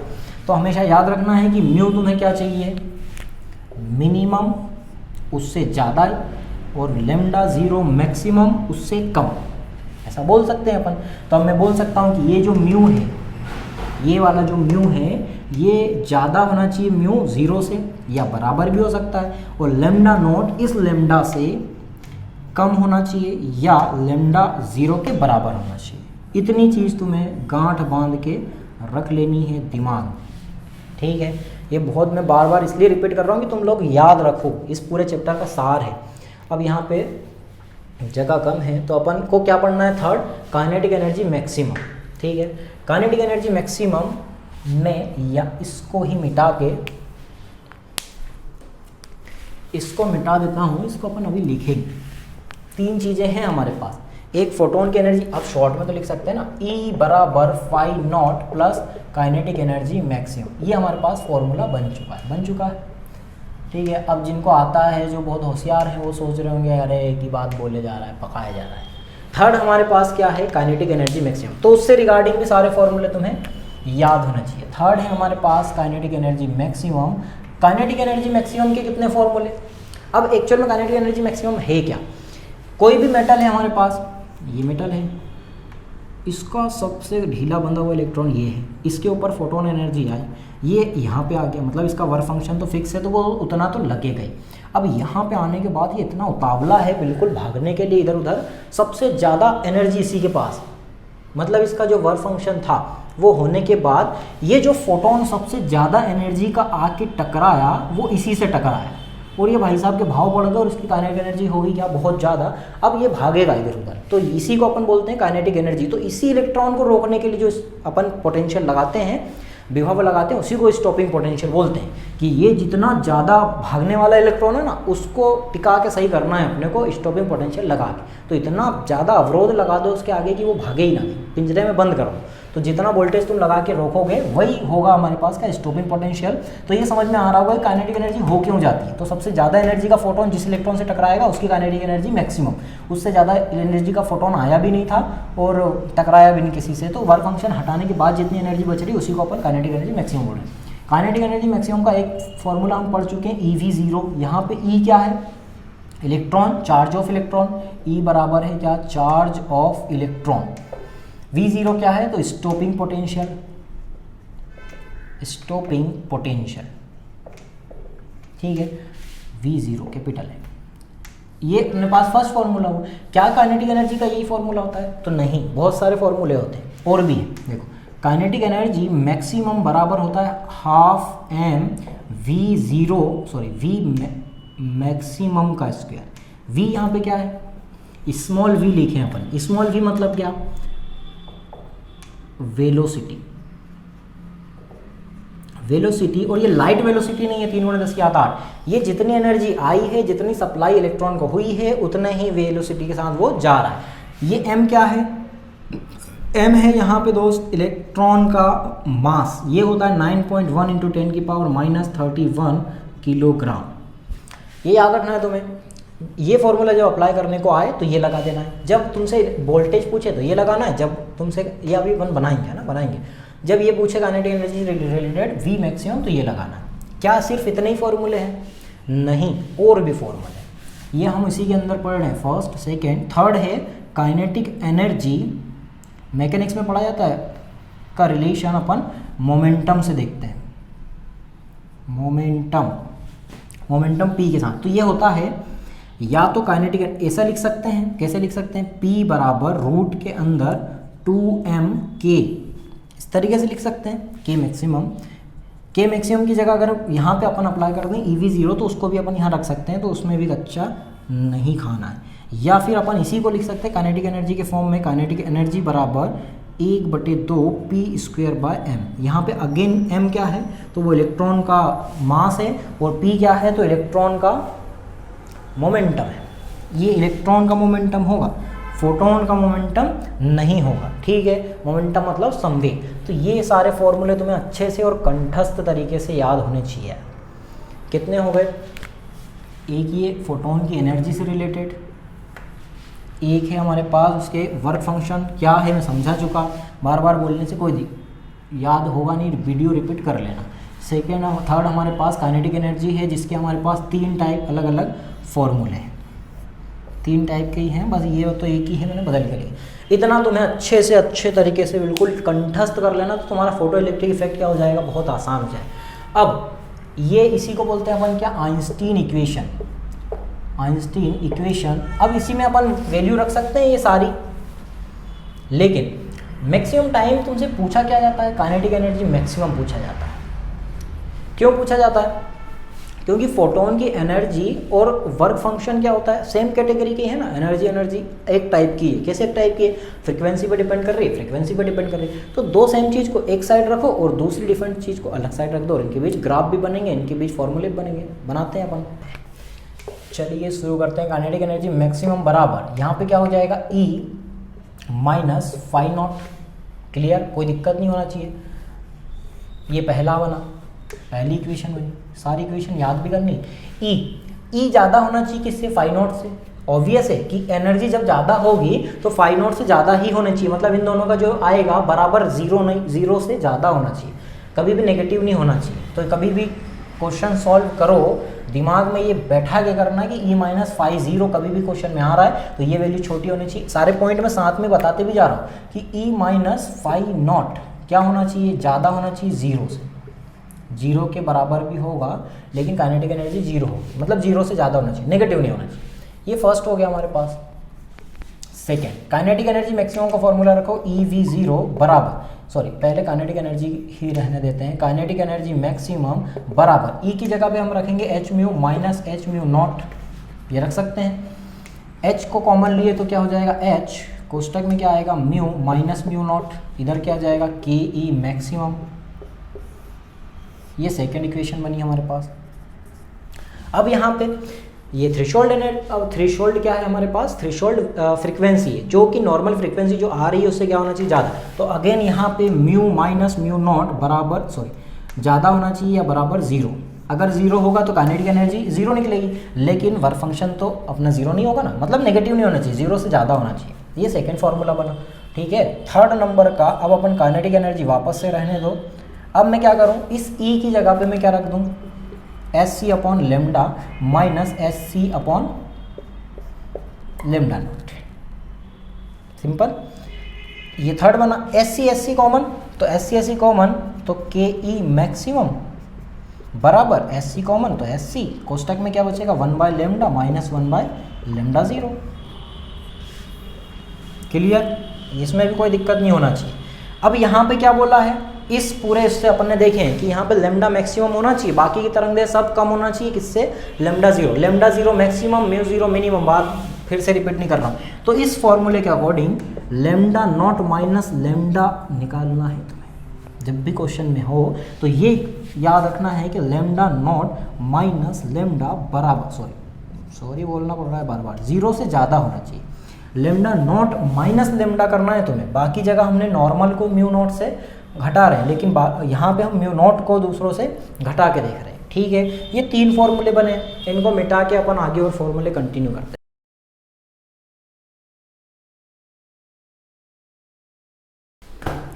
आगे कंटिन्यू करेंगे। कैसे भी रटना है यार, उल्टे लेट के रटना, बिल्कुल कैसे भी रटना पर रट लेना है, इतने खतरनाक रटना है सारे फॉर्मूले की, फोटो इलेक्ट्रिक इफेक्ट गड़बड़ ना हो, और सारे कॉन्सेप्ट ने समझा दिया। ये थर्ड फॉर्मूला बना है, बेस हमारा क्या है, यही है बेस। ये सारे में पॉइंट लिखते भी जा रहा हूँ। अब थर्ड नंबर का फॉर्मूला, थर्ड नंबर के फॉर्मूले में यहाँ पे KE मैक्सिमम की जगह हम क्या रखेंगे, EV0 रखेंगे, वोल्टेज के फॉर्म। तो EV0 बराबर, बाकी में क्या रखें, तो बाकी में हम रखेंगे क्या, ये वाला H फिर mu, sorry H mu minus H mu naught. अब मैं H को इधर भाग भी दे दूं, या फिर हम इसी से तो कर सकते हैं, क्या था, mu minus mu naught. E को डायरेक्ट भाग दे दूं तो V0 बराबर क्या बचेगा, H बटे E और म्यू माइनस म्यू नॉट। ये हमारे पास V0 का भी फॉर्मूला आ गया। फोर्थ नंबर पे वापस से वो लिखने से मतलब नहीं, बता दिया कि वो ज़्यादा होना चाहिए। V0 EV0 बराबर वही SC, कोष्टक में क्या है 1 by lambda minus 1 by lambda naught, SC की बट्टे में क्या आ जाए, E आ जाए। तो डायरेक्ट लिख रहा हूँ मैं, ज़्यादा बकवास नहीं करते अब। फोर्थ नंबर पे कितना, 3 और 2 5 नंबर का, ये बनेगा 4 नंबर का। नंबर से कोई मतलब नहीं है, याद होना चाहिए बस। 5 फॉर्मूले बने, बहुत इंपॉर्टेंट है। ग्राफ पढ़ने थे हमको, मैंने डायरेक्ट ग्राफ बना दिए हैं, हमें थोड़ा सा टाइम भी बचाना पड़ता है वीडियो में। तो यहाँ पे हमें 2 ग्राफ पढ़ने हैं। कौन कौन से हैं, एक काइनेटिक एनर्जी मैक्सिमम और आवृत्ति म्यू और V0 stopping potential versus mu, 2 graph. पहले बारी बारी से समझते हैं। काइनेटिक एनर्जी मैक्सिमम इक्वेशन क्या थी, वही थी काइनेटिक एनर्जी मैक्सिमम बराबर H म्यू माइनस, अब मैं इसको फाई जीरो ही लिख रहा हूँ। फाई जीरो इसलिए क्योंकि हम इसको कितना भी कुछ कर लें ये वैल्यू बदलेगी नहीं, H म्यू भी लिख लें तो भी वही रहनी है, तो हम इसको क्यों बड़ा बड़ा फॉर्मूला लिख के बिगाड़ें। फाई जीरो तो फाई जीरो ही रहेगा ना, वो फिक्स है, वो डिपेंड करता है किसके ऊपर, मेटल के ऊपर। अब काइनेटिक एनर्जी मैक्सिमम का फॉर्मूला हमें आवृत्ति के साथ बनाना है। तो यहाँ पे इसको कंपेयर कर दो किसके साथ, y बराबर mx माइनस सी। ये क्या है, अंतःखंड है, ग्राफ बना चुके हैं हम पहले भी वीडियो में। c क्या है, अंतःखंड है, x क्या है, x एक्सिस पे लिए, m क्या है, स्लोप है, y क्या है, y पे लिए। तो y पे हम ले रहे हैं क्या, काइनेटिक एनर्जी मैक्सिमम, म्यू यहाँ पे ले रहे हैं x एक्सिस पे क्या, म्यू जीरो, आवृत्ति म्यू ले रहे हैं, म्यू जीरो नहीं आवृत्ति, और m क्या है, स्लोप। तो यहाँ पे m बराबर क्या है, स्लोप, और स्लोप कैसी है, h है, कांस्टेंट है, प्लस है ना, पॉजिटिव स्लोप है, और वो क्या है, कांस्टेंट है, प्लांक कांस्टेंट। ये इंटरसेप्ट क्या है, c है हमारे पास, तो c बराबर क्या आ जाएगा यहाँ पे, फाई नॉट, और वो कैसा है, नेगेटिव है। तो ग्राफ कैसे बनाते हैं आप, कंपेयर करके, इंटरसेप्ट नेगेटिव है तो ग्राफ के कहाँ से स्टार्ट होता है, नीचे से, तो यहाँ से स्टार्ट होगा, और कैसे जाएगा वो, इस स्लोप की वजह से लीनियर पॉजिटिव ऊपर की तरफ जाएगा, और डिपेंड करेगा फ्रीक्वेंसी के ऊपर। तो ग्राफ आ जाएगा ऐसे, इस तरीके से डैश, यहाँ पे डैश डैश बना देते हैं, और यहाँ पे सीधी लाइन बना देते हैं। अब ये क्या है हमारे पास, इंटरसेप्ट सी फाई नॉट, ठीक है।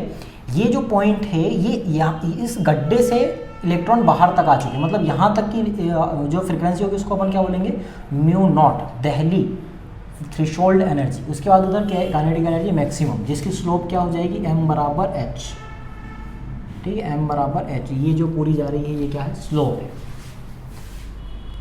सॉरी ये वाली जो है वो है अपने पास क्या, स्लोप। इसको अपन थीटा भी लिख सकते हैं। तो m बराबर, या तो तुम टेन थीटा लिख दो, टेन थीटा बराबर अपन क्या लिख सकते हैं, टेन थीटा बराबर h है, m बराबर h है, या थीटा अगर ये एंगल दिया रहे तो उससे भी तुम बना सकते हो, या m बराबर h है ना, वो तो फिक्स है, उसमें कंफ्यूजन नहीं होना चाहिए। ये बना पहला ग्राफ। अब मान लो दो डिफरेंट मेटल का अपने को ग्राफ बनाना है, दो डिफरेंट मेटल है, तो उसके लिए एच तो क्या रहेगा, सेम रहेगी, स्लोप सेम है, एक्स पे फ्रीक्वेंसी सेम है, लेकिन उसका जो वर्क फंक्शन होगा उस मेटल का वो क्या होगा, अलग होगा। इस कारण से यहाँ पे डिफरेंट मेटल के लिए डिफरेंट इंटरसेप्ट आएगा, अंतःखंड आएगा। तो मान लो कि दूसरी धातु का थोड़ा सा कम है वर्क फंक्शन, तो इसका ग्राफ कहाँ से आएगा, इस तरीके से बराबर बना के। मतलब हमारे पास दो हो चुके हैं, एक बना है ये वाला डार्क ब्लैक, और एक वर्क फंक्शन है हमारे पास डार्क ब्लू। दो वर्क फंक्शन हो गए, डार्क फंक्शन ए मान लो और यहाँ पे बी मान लो उसको।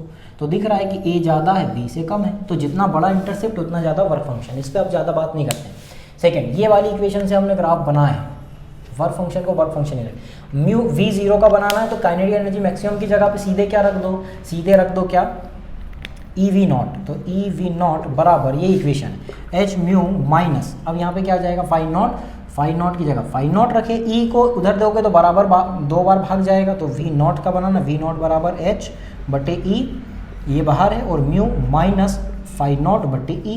ग्राफ बनाना है तो इसको अपन म्यू नॉट में रखेंगे। ये इक्वेशन बनी एक नई, इस इक्वेशन से अपने को ग्राफ डिनोट करना है, तो y बराबर वही अपना m x minus c, c क्या है, इंटरसेप्ट है, phi naught by e, m क्या है, स्लोप है, h बाई ई हो गया, x पे तो अपने को फ्रीक्वेंसी रखनी, y पे अपने को v नॉट रखना है, तो वही सेम है। इंटरसेप्ट नेगेटिव है तो अपन वापस से दो ग्राफ बना लेते हैं, तो इसमें ज़्यादा कन्फ्यूजन होना नहीं है,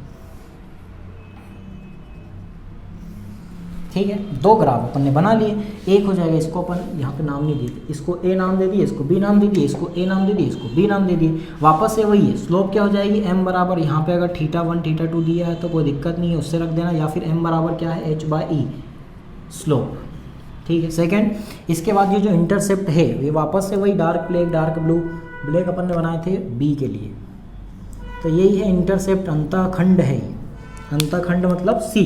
कितना हो जाएगा अंतःखंड सी, अपने पहले निकाल चुके हैं, ये जो है अपने पास सी बराबर फाई नॉट बाय क्या आ गया, ई आ गया, और ये अलग अलग ई फाई नॉट तो ए और बी उसके हिसाब से अलग अलग हो जाएगा, तो यहाँ पे ए के लिए ज़्यादा और बी के लिए कम होगा, जितना ज़्यादा इंटरसेप्ट अंदर जाएगा। तो ये अपन ने दो ग्राफ पढ़े जो कि इंपॉर्टेंट हैं। तो जितना ऊपर ग्राफ आएगा उसका वर्क फंक्शन उतना ही कम, काइनेटिक एनर्जी उतनी ही ज़्यादा। तो कभी पूछ ले कि ए या बी की काइनेटिक एनर्जी किसकी ज़्यादा है, तो बी की काइनेटिक एनर्जी ज़्यादा है, क्योंकि उसका वर्क फंक्शन क्या है, कम, उसको इलेक्ट्रॉन को बाहर निकालने में कम एनर्जी लगी, तो जितनी बची हुई वो कहाँ चली जाएगी, काइनेटिक एनर्जी में। किसका स्टॉपिंग पोटेंशियल ज़्यादा, तो स्टॉपिंग पोटेंशियल यहाँ पे जो भी ऊपर की तरफ होगा उसका स्टॉपिंग पोटेंशियल ज़्यादा, क्योंकि वो स्टॉपिंग पोटेंशियल साइड होना चाहिए, तो अपन वी बी ज़्यादा होगा वी ए से, ये बोल सकते हैं। यहाँ पे काइनेटिक एनर्जी बी की ज़्यादा होगी, काइनेटिक एनर्जी ए से। इस ग्राफ से बहुत कुछ पता चलता है, तो जितना सोचोगे इसको इमेजिनेशन करोगे उतना ही ज़्यादा तुम्हें पता पड़ते रहेगा, ठीक है। ये ग्राफ खत्म हो गए पूरे। तो अब इसमें छोटी छोटी चीज़ें रही हैं, वो कौन सी आगे देखते हैं। नेक्स्ट छोटी छोटी चीज़ हमारे पास 3-4 है। मैंने पहले बोला था कॉम्पोनेंट इफेक्ट और रमन इफेक्ट के बारे में भी थोड़ा बता दूंगा, तो वो भी बताना है। और 2 एम्स के लेवल की चीज़ें हैं, क्वांटम एफिशिएंसी, और हम फोटो इलेक्ट्रिक करंट के बारे में कुछ भी नहीं देखें, तो वो भी देखेंगे। सबसे पहले देखते हैं क्या, क्वांटम एफिशिएंसी। क्वांटम एफिशिएंसी को मैं क्यू से लिख रहा हूँ परसेंटेज में। देखो क्वांटम एफिशिएंसी क्या होती है कि कोई मेटल के ऊपर कोई भी n नंबर ऑफ फोटोन आए तो इससे कितने n नंबर ऑफ इलेक्ट्रॉन बाहर निकले, इसी के अनुपात को निकलेंगे। मतलब कितना तुम दे रहे हो और कितना बाहर निकल रहा है, इन दोनों के अनुपात को अपन क्या बोलेंगे, एफिशिएंसी, क्वांटम एफिशिएंसी। ठीक है, तो इसको फॉर्मूले के बेस पे कैसे लिखेंगे, n e number of electron बटे नंबर ऑफ फोटोन, कितने आए कितने निकले, ऐसे ही बोलते हैं ना, इनपुट आउटपुट बटे इनपुट, इनटू में क्या लिख देते हैं, 100 लिख देते हैं।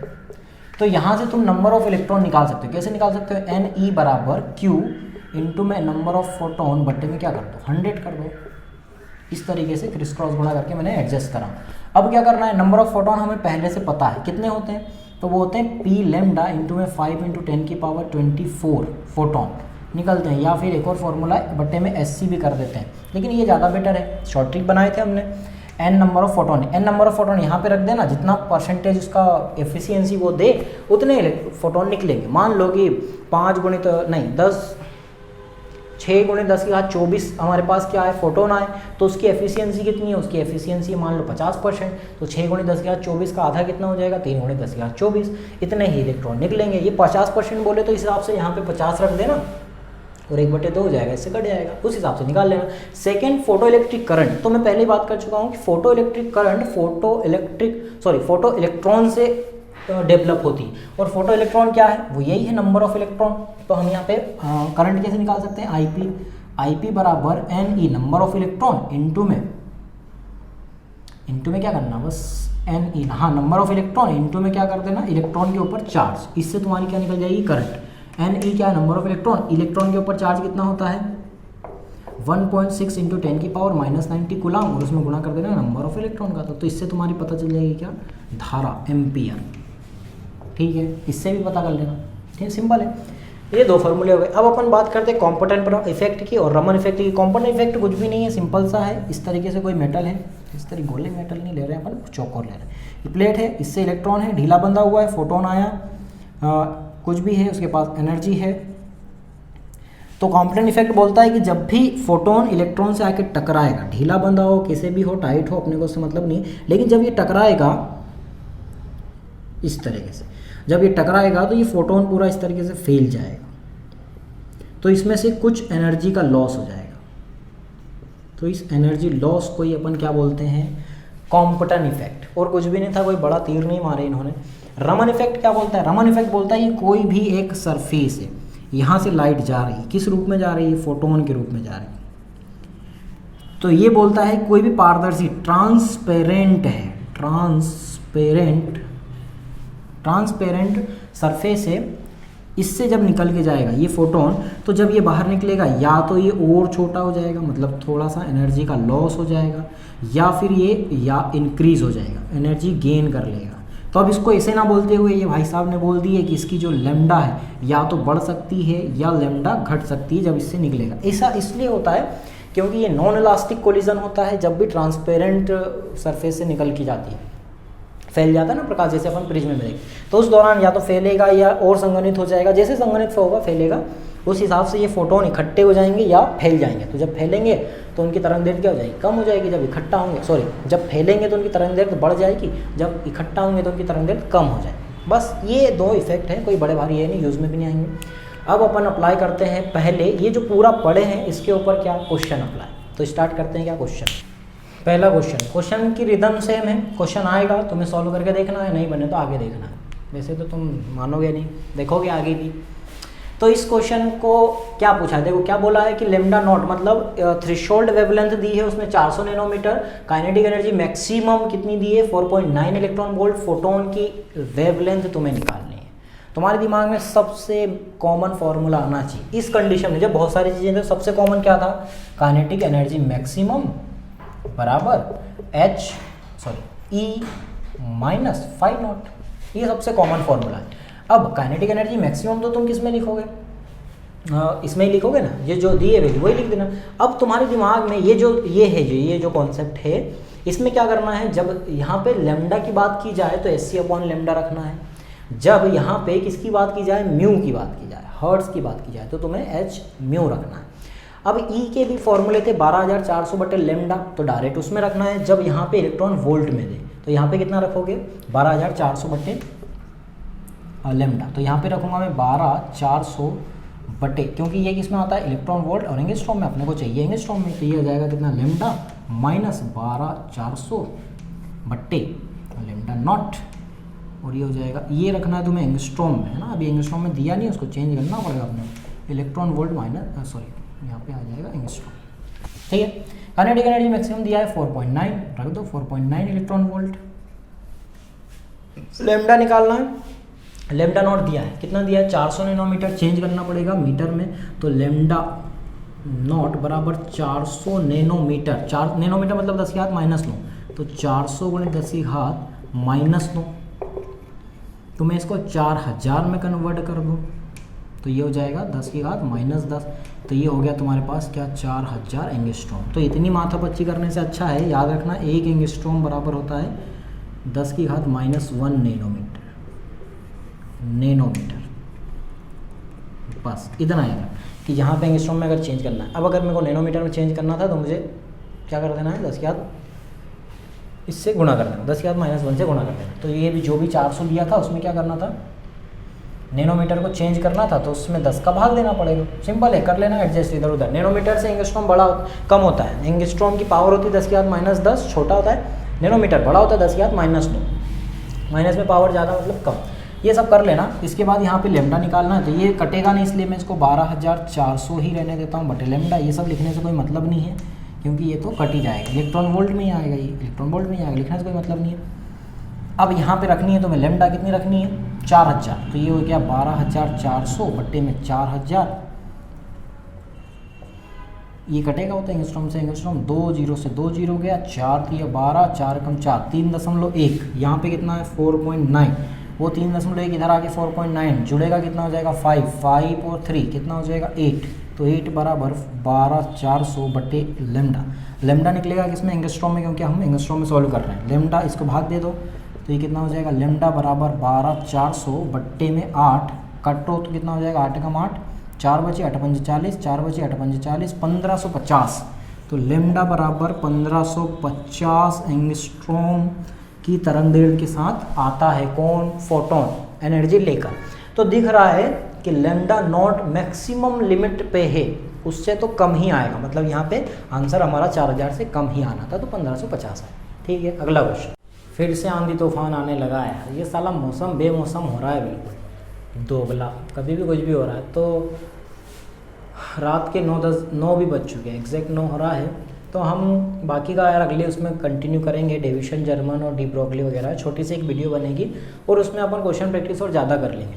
यहाँ पे कुछ क्वेश्चन प्रैक्टिस करवाऊंगा जब तक लाइट है, जैसे ही लाइट जाएगी मैं बंद कर दूँगा क्वेश्चन प्रैक्टिस, क्योंकि लाइट जाने वाली ही है, हवा खतरनाक चल रही है बाहर, दरवाजे लगे इसलिए आवाज़ नहीं आ रही, बारिश होगी तो आवाज़ आएगी। हमारे पास क्वेश्चन नीट फर्स्ट 2016 का शॉर्ट में लिखा है, क्वेश्चन पूरी थ्योरी नहीं लिखूंगा।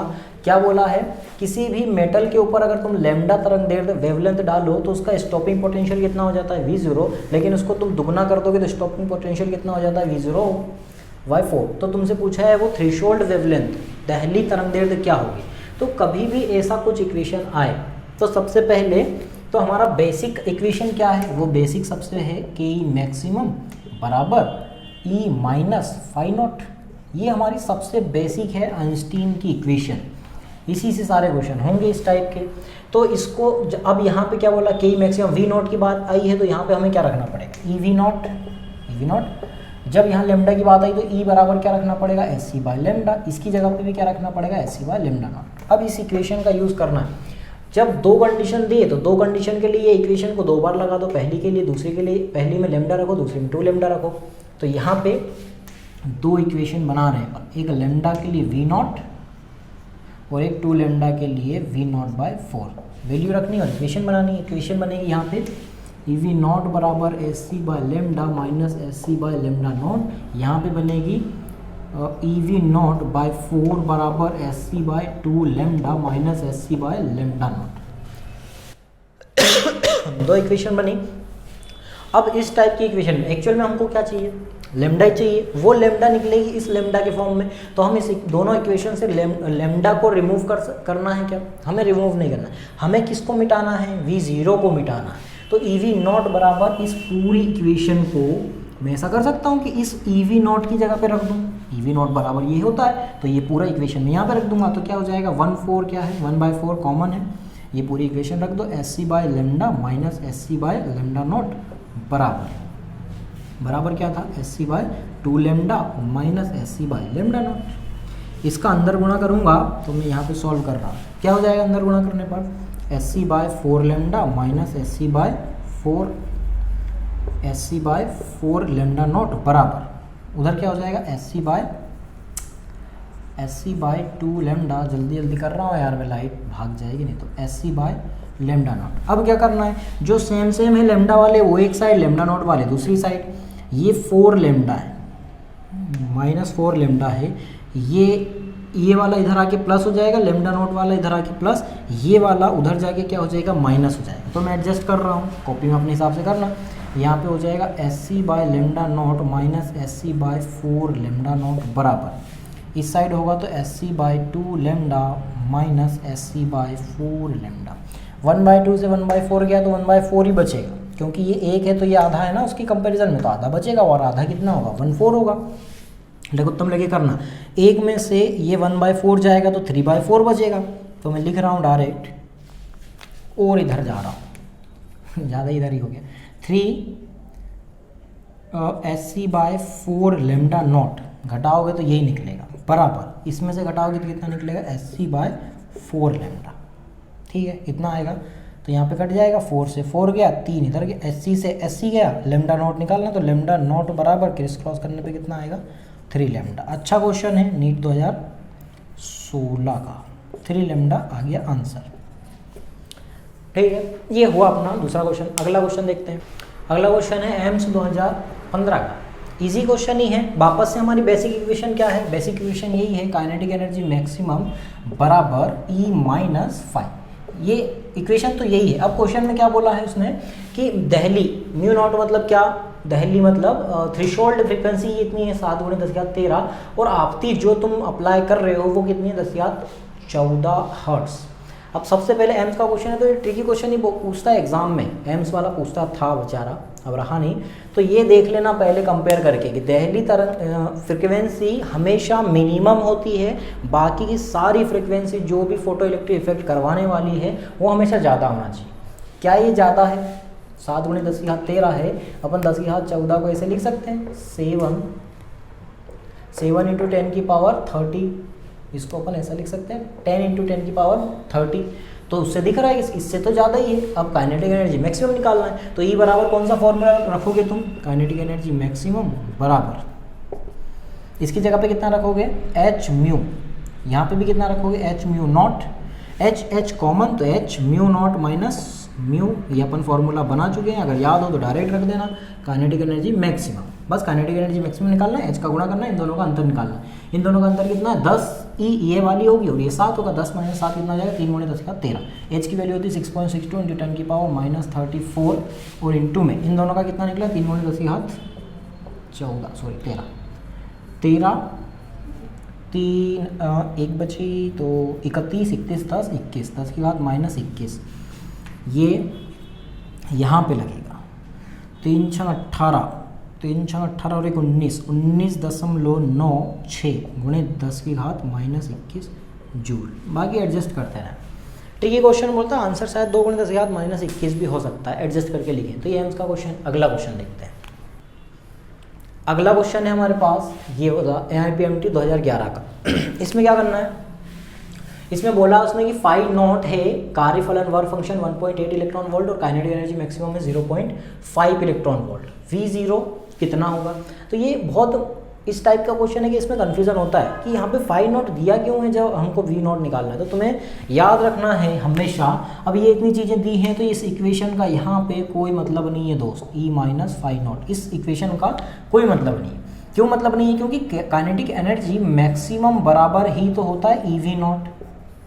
तुम्हें इस इक्वेशन का कोई मतलब नहीं है इस क्वेश्चन के रिगार्डिंग, तुम्हें ये फॉर्मूला लगाना है, फिर चाहे वर्क फंक्शन कुछ भी हो, तुम्हें वर्क यहाँ पे काइनेटिक एनर्जी मैक्सिमम रखना है। कितना है वो? 0.5 इलेक्ट्रॉन वोल्ट बराबर इलेक्ट्रॉन वोल्ट, E से E गया तो V नॉट बराबर आया 0.5 वोल्ट। तो आंसर ये तुम्हारा होगा। उस टाइम पे कुछ बच्चे बहुत गलती करके आए थे 1.8 और इसको घटा के 1.3 कर दिए थे। तो ऐसे ही मिस्टेक नहीं करना है। जो चीज़ें यहाँ पूछी है, ऐसा एक एग्जाम्पल है ना, गेट पे ठोकते हैं इधर, ये सीधी लाइन, बड़ी लाइन कौन सी है ऐसा पूछते हैं, इसमें से लंबी लाइन कौन सी है, तो सीधा जो पूछा है वो बता दो। क्यों दिमाग लगाना है कि इसको बड़ी तान छान के करना है अपने को। तो कभी कभी क्वेश्चन में बहुत सारे अपने को क्या देती हैं, फालतू चीज़ दी रहती हैं, तो उसका यूज़ नहीं करना, जो पूछा है वो सीधा बता दिया। ठीक है, अगला क्वेश्चन। अब ये आखिरी क्वेश्चन ही है, बाकी का अपन नेक्स्ट वीडियो में पढ़ेंगे। ये लास्ट में थोड़ा जल्दी जल्दी क्वेश्चन करवा दिया, उसके लिए सॉरी। लास्ट क्वेश्चन करते हैं, फिर अगले वीडियो में पढ़ेंगे। ये क्वेश्चन पूछा गया था शायद 2011 में। तो विभिन्न अपने पास दो डिफरेंट टाइप की फ्रिक्वेंसी है जिनकी एनर्जी है 1 इलेक्ट्रॉन वोल्ट और 2.5 इलेक्ट्रॉन वोल्ट, जिसका किसी भी धातु के ऊपर अगर ये पड़ रही है तो उसके लिए उसने वर्क फंक्शन दिया है 0.5 इलेक्ट्रॉन वोल्ट। तो V मैक्सिमम का अनुपात क्या है? तो दो मान लो कि A है और B है, दो आ रही है, एक आ रही है 1 इलेक्ट्रॉन वोल्ट की एनर्जी से। A फ्रीक्वेंसी की एनर्जी है 1 इलेक्ट्रॉन वोल्ट, B की कितनी है 2.5 इलेक्ट्रॉन वोल्ट। किसी एक मेटल के ऊपर अगर ये आपतित हो रही तो उस मेटल के लिए वर्क फंक्शन कितना है 0.5 इलेक्ट्रॉन वोल्ट। तुम्हें इन दोनों के ये जो आई है, अब इनसे जो इलेक्ट्रॉन निकलेंगे E A निकलेगा और E B निकलेगा, है ना। जैसे जैसे पढ़ेंगे इनसे E A निकलेगा और E B निकलेगा। तो E A के लिए आप मान लेते हैं वो है V मैक्सिमम A और इससे जो इलेक्ट्रॉन निकलेगा उसकी एनर्जी है V मैक्सिमम B। ठीक है, अब ये तुमसे ये पूछा गया है कि इन दोनों का अनुपात क्या होगा। तो अनुपात क्या होगा, कैसे निकालेंगे? ए की तो इक्वेशन है कॉमन सी, के ई बराबर ई माइनस फाई नॉट। अब तुम्हें फाई नॉट की वैल्यू दी हुई है, एनर्जी भी दी हुई है दोनों की, और काइनेटिक एनर्जी नहीं दी है। तो काइनेटिक एनर्जी में तुमसे क्या पूछा है? V मैक्सिमम पूछा है। काइनेटिक एनर्जी को रिप्लेस करके क्या लिख सकते हैं अपन? हाफ mv मैक्सिमम का स्क्वायर बराबर E माइनस फाई नॉट। अब तुमसे अनुपात पूछा है तो इसका अनुपात बना लेते हैं। दो इक्वेशन बनेगी, एक बनेगी हाफ m वी ए का स्क्वायर बटे में 1/2 m वी बी का स्क्वायर बराबर E minus e a minus phi a बटे में e b minus phi b. अब मान रखो और आंसर निकाल लो। ये जो दो है ये दोनों तो कट जाएगा, क्योंकि m क्या है? इलेक्ट्रॉन का मास। ये दोनों तो कट जाएगा। E माइनस फाई नॉट मतलब यहाँ पे E minus 1 electron volt minus 0.5, 1 electron 0.5 कितना आ जाएगा? 0.5 बटा 2.5, 0.5 मतलब 2.0 इलेक्ट्रॉन वोल्ट। ये कटेगा तो ये कटेगा कितनी बार? 4 बार। तो 1/4 हो गया। यहाँ पे कितना है? वी ए बटे वी वी का स्क्वायर है तो स्क्वायर उधर जाके रूट करेगा, मतलब 1/4 का रूट कितना हो जाएगा? 1/2। तो वी ए बटे वी बी बराबर 1/2। ये अनुपात है दोस्तों। ठीक है, लास्ट में फास्ट कराया उसके लिए सॉरी। अगली वीडियो में अपन पढ़ते हैं, अगली वीडियो में मिलते हैं। तब तक के लिए यहाँ तक ये क्वेश्चन कर लेना, क्योंकि ये मैक्सिमम पोर्शन है। इसके बराबर ही मुकाबले पे खड़ा होता है कौन? डी ब्रोगली तरंग दैर्ध्य, de Broglie wavelength, matter waves theory भी बोलते हैं। वो ज़्यादा नहीं है, छोटा सा है। डेविसन जर्मन एक्सपेरिमेंट भी कर लेंगे, क्योंकि वो एग्जाम में आया नहीं, पर पता होना चाहिए। आ गया तो क्या भरोसा। ठीक है, मिलते हैं अगली वीडियो में, तब तक के लिए बाय बाय।